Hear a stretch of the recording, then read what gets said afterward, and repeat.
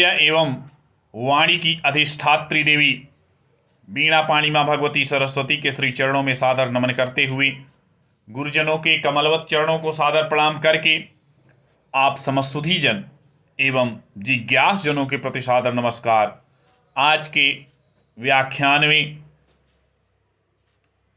अजंत pulling प्रकरण के अंतर्गत प्रथमा विभक्ति द्विवचन के रूप रामौ इस पद की सिद्धि नियम निर्देश पूर्वक करेंगे। तो रामौ जो पद है वह राम राम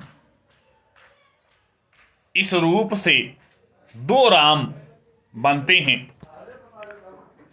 क्योंकि द्विवचन में है, दो राम के लिए आया हुआ है। तो ऐसे राम राम शब्द की अव्युत्पन्न पक्ष में अर्थवत धातुर प्रत्यय प्रातिपदिकम, इससे प्रातिपदिक संज्ञा। व्युत्पन्न पक्ष में कृदंत होने से कृतधित समासास्य इस सूत्र से प्रातिपदिक संज्ञा होकर के प्रत्यय परश्च ज्ञा प्रातिपदिकात, इन सूत्रों के अधिकार में स्वरूपाणाम एक शेष एक विभक्तौ, इस सूत्र से राम शब्द स्वरूप होने के कारण अर्थात समान रूप एवं समान विभक्ति का विधान किया जाना है। अतः प्रस्तुत जो सूत्र है स्वरूपाणाम एक शेष एक विभक्तौ, इससे राम ही शेष बचता है, केवल राम बचेगा।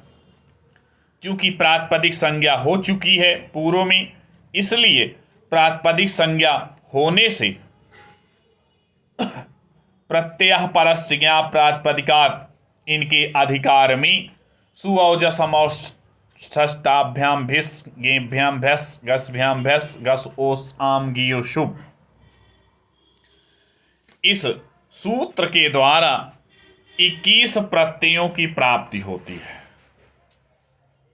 इसके पश्चात शुपः, यह सूत्र इनको 7 त्रिकों अर्थात 7 त्रिक 21, इस तरह से 3 वचनों में 3 वचनों की क्रमशः एक वचन द्विवचन बहुवचन यह संज्ञा होती है। और प्रथमा विभक्ति द्विवचन की विवक्षा में द्विएकयोर द्विवचनैक वचने, इस सूत्र के द्वारा प्रातिपदिक संज्ञक राम शब्द से औ इस प्रत्यय का विधान किया जाता है, या यह प्रत्यय प्रथमा विभक्ति द्विवचन में प्राप्त होता है। अब रूप बना राम औ। जैसे ही राम औ बना, तुरंत ही आवर्ण के पश्चात अच प्रत्याहार का वर्ण विद्यमान है,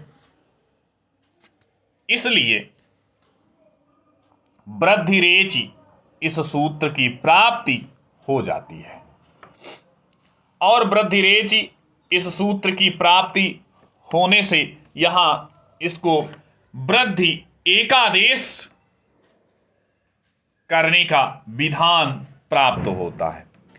और जैसे ही विधान करने चलते हैं, सूत्र आ जाता है, वह यह कहता है कि प्रथमा और द्वितीया विभक्ति में अगर एकादेश हो रहा है तो वह पूर्ण सवर्ण एकादेश होगा। प्रथमयोः पूर्व सवर्ण, यह सूत्र यही कहता है कि प्रथमा विभक्ति या द्वितीया विभक्ति में जो अच है और वह अक प्रत्याहार से प्रथमा या द्वितीया विभक्ति का अच परे अगर है, परे है का मतलब पर में अगर विद्यमान है, तो यहां पर राम के पर में प्रथमा जो विभक्ति है उसके औ यह प्रत्यय विद्यमान है, इसलिए इन इसके स्थान पर पूर्व सवर्ण दीर्घ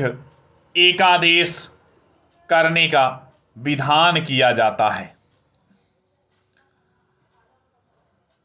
लेकिन इसको भी बाधित करने के लिए अगला सूत्र आता है जो नादिच। यह क्या कहता है? यह सूत्र कहता है कि आवर्ण से इच प्रत्याहार परे होने पर पूर्व सवर्ण दीर्घ एकादेश नहीं होता है। तो फिर नहीं होगा पूर्व सवर्ण दीर्घ एकादेश, तो फिर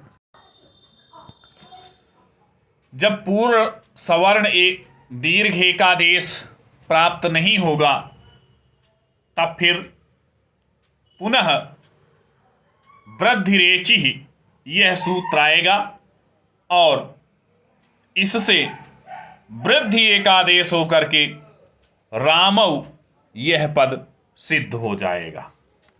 तो यह प्रथमा विभक्ति द्विवचन में